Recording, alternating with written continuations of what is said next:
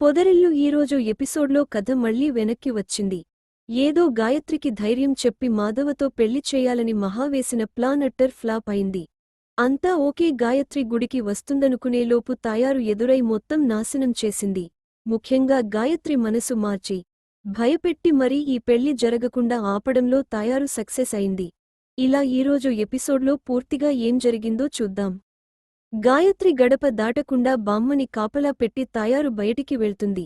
అయితే బామ్మ టీవీలో సీరియల్ చూస్తూ మునిగిపోతుంది. దీంతో గాయత్రి నెమ్మదిగా మస్కా కొట్టి బయటికి వస్తుంది. కాని గడప దాటి ఇలా 4 అడుగులు వేయగానే ఎదురుగా తాయారు కనిపిస్తుంది. ఏంటే పట్టుచీర కట్టుకుని చేతిలో బ్యాగ్ పట్టుకుని బయలుదేరావ్ ఎక్కడికి అని అడుగుతుంది. అది అని గాయత్రి తడబడటంతో తాయారుకి డౌట్ వస్తుంది. ఏంటో నసుగుతున్నావ్? ఆ బ్యాగ్లో ఏముంది, ఇలా ఇవ్వు అని లాక్కొని చూస్తుంది. అందులో నగలు, సర్టిఫికేట్లు ఉండటంతో తాయారు కంగారు పడుతుంది. నువ్వు రావే ముందు లోపలికి అంటూ లాక్కొని వస్తుంది. అసలు నిన్ను బామ్మ ఎలా పంపించిందే బయటికి అంటూ గాయత్రిని దులిపేస్తుంది. మరోవైపు గాయత్రి కోసం చూసి ముహూర్తం దాటిపోతుందని మహా సహా అందరూ టెన్షన్ పడతారు. తాయారు ఎంతకీ వదలకపోవడంతో గాయత్రి తెగిస్తుంది. ఏంటి ఇప్పుడు నన్ను వెళ్ళనివ్వవా? నువ్వు ఆపినా సరే నేను వెళ్ళిపోతా అని గాయత్రి అనడంతో ఎక్కడికి వెళ్తావే అంటూ చెంప పగలగొడుతుంది తాయారు. అమ్మా, వయసులో పెద్దదానివి, మళ్ళీ నేను కొడితే ఫీల్ అవుతావని ఊరుకుంటున్నా అని గాయత్రి అంటుంది. అంటే ఏంటే, నన్ను కూడా కొడతావా అని తాయారు అంటుంది. అవును, నేను ఇప్పుడు వెళ్ళి బావని పెళ్లి చేసుకోబోతున్నా. అక్కడ గుడిలో పెళ్లి కోసం బావ ఎదురుచూస్తూ ఉంటాడని గాయత్రి చెప్తుంది. ఈ మాట వినగానే తాయారు ఉలిక్కిపడుతుంది. ఏంటి, నిన్న రాత్రి వరకు బానే ఉన్నావ్ కదే, సడెన్గా మళ్ళీ బావా అంటున్నావ్? నీకు ఏం మందు పెట్టారే అంటూ తాయారు ఆరా తీస్తుంది. గాయత్రి ఎంత చెప్పినా వినకపోయేసరికి తాయారికి ఏం చేయాలో అర్థం కాదు. అసలు ఆ ఇంటికి ఒక్క ఆడపిల్ల కూడా రాకుండా గదిలో తాను పెట్టిన శాపాన్ని గుర్తు చేసుకుంటుంది తాయారు. ఇప్పుడు నా కూతురే ఆ ఇంటి కోడలిగా వెళ్తుంది అంటుంది. అప్పుడు నేనే చేయాలి, ఎలా దీన్ని ఆపాలో అని తాయారు ఆలోచిస్తుంది. చాలా సేపటి నుంచి గాయత్రి కోసం మహా వాళ్లు ఎదురుచూస్తుంటారు. ఎంతకీ రాకపోయేసరికి మహా అటు ఇటు తిరుగుతూ ఉంటుంది. నిమిషానికి ఒకసారి చక్రి వచ్చి ఏమైంది, ఇంకా రాలేదా అని టెన్షన్ పెడుతుంటాడు. మరోవైపు మాధవ కూడా ఏమైందా ఏంటా అని ఆందోళనగా ఉంటాడు. మరోసారి ఫోన్ చేసి చూడండి వదినా అని కన్నా అంటాడు. వద్దురా, అక్కడ గాయత్రి ఎలాంటి పరిస్థితిలో ఉందో తెలుకోకుండా మనం మాటిమాటికి ఫోన్ చేస్తే మళ్ళీ ఎవరైనా చూస్తారని మహా అంటుంది. ఇంకాసేపు చూద్దామని సలహా ఇస్తుంది.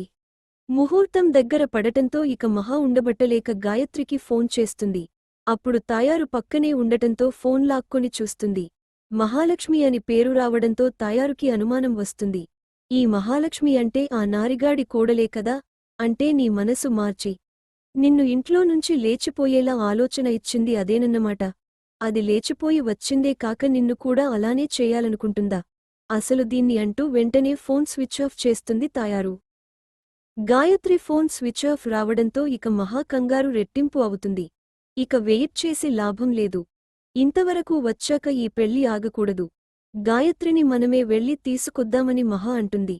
కన్నాని మాధవకి తోడుగా ఉంచి చక్రి, కేశవల్ని తీసుకొని గాయత్రి ఇంటికి వెళ్తుంది మహా. తలుపు వేసి ఉండటంతో గాయత్రి అంటూ తలుపులు బాదుతారు. ఇక గాయత్రి తలుపు తీసి బొమ్మలా నిల్చొని ఉంటుంది. ఏంటి గాయత్రి, ఇంతసేపు అయినా ఇంకా గుడికి రాలేదు? రారా, ముహూర్తం టైం అవుతుంది. అక్కడ పెద్ది నీకోసం వెయిట్ చేస్తున్నారని మహా చేయి పట్టుకుంటుంది. గాయత్రి వెంటనే చేయి లాక్కొని నేను ఎక్కడికీ రాను, నాకు ఈ పెళ్లి ఇష్టం లేదని షాకిస్తుంది. గాయత్రి మాటలకి మహా, చక్రి, కేశవ అవాక్కవుతారు. ఏంటి గాయత్రి, ఏం మాట్లాడుతున్నావ్? ఇప్పుడే కదా కాసేపటి ముందు వస్తానని ఫోన్లో అన్నావ్. ఏమైంది సడెన్గా, మీ అమ్మ ఏమైనా బెదిరించిందా అని మహా, చక్రి అడుగుతారు. నన్ను ఎవరూ బెదిరించలేదు. నాకు ఈ పెళ్లి ఇష్టం లేదు, అందుకే రానంటున్నా అంటుంది. ఏంటి, ఏం మాట్లాడుతున్నావ్? పెళ్లి అంటే నాటకాలుగా ఉందా అని మహా సీరియస్ అవుతుంది. మీరు దయచేసి ఇక్కడి నుంచి వెళ్ళిపోండి. నేను చెప్పాల్సింది పూర్తయింది అంటుంది గాయత్రి. ఈ మాటకి మహాకి పట్టరాని కోపం వస్తుంది. లాగి గాయత్రి చెంప పగలగొడుతుంది. ఏంటి, నేను అంత పిచ్చిదానిలా కనిపిస్తున్నానా? ఉదయం గుడిలో మాట్లాడినప్పుడు మీ బావని తప్ప ఇంకెవర్ని పెళ్లి చేసుకోలేనని ఏడ్చావ్. పావుగంట ముందు ఫోన్ చేస్తే గుడికి బయలుదేరుతున్నా అన్నావ్. ఇప్పుడేమో ఇష్టం లేదని చెప్తున్నావంటూ మహాప్రశ్నల మీద ప్రశ్నలు వేస్తుంది. నేను మనసు మార్చుకున్నాను. బావతో నేను ఉండలేను. బతకలేను అంటుంది. ఈ మాట వినగానే కేశవ కూడా సీరియస్ అవుతాడు. ఏంటే మరి ఎందుకు మా ఇంటి చుట్టూ ఇన్నేళ్లు అలా తిరిగావ్? అయినా నిన్ను నమ్మి మేము తప్పు చేశాం. మా వదిన చెప్పిందనే ఒకే ఒక్క కారణంతో నమ్మాం. ఇక ఇంకోసారి మా ఇంటి ముందు కనిపిస్తే నిన్ను చంపేస్తా అంటాడు కేశవ. మహా కూడా గాయత్రి చేసిన తప్పు గురించి ఇలా మాట్లాడటం గురించి చాలాసేపు క్లాస్ పీకుతుంది. ఇక అందరూ చీ కొట్టి వెళ్ళిపోతారు. తర్వాత గాయత్రి డోర్ క్లోజ్ చేసి గుక్కపట్టి ఏడుస్తుంది. వాళ్ళు ఇంటికి వచ్చి తలుపు కొట్టినప్పుడు ఏం జరిగిందో చూపించారు. చక్రివాళ్లు వచ్చి తలుపులు కొడుతుంటే గాయత్రి బయటికి వెళ్లడానికి ట్రై చేస్తుంది. దీంతో తాయారు తన పీకమీద కత్తిపీట పెట్టుకొని గాయత్రిని బెదిరిస్తుంది. నీకు వాడు కావాలో నేను కావాలో డిసైడ్ చేసుకో. ఇప్పుడు వెళ్ళి నాకు ఈ పెళ్లి ఇష్టం లేదని వాళ్లకి చెప్పకపోతే నేను పీక్కోసుకొని చచ్చిపోతా అని తాయారు బెదిరిస్తుంది. తనమీద ఒట్టు వేయించుకొని గాయత్రి చేత అలా చెప్పిస్తుందనన్నమాట. ఇక్కడితో నేటి ఎపిసోడ్ ముగిసింది.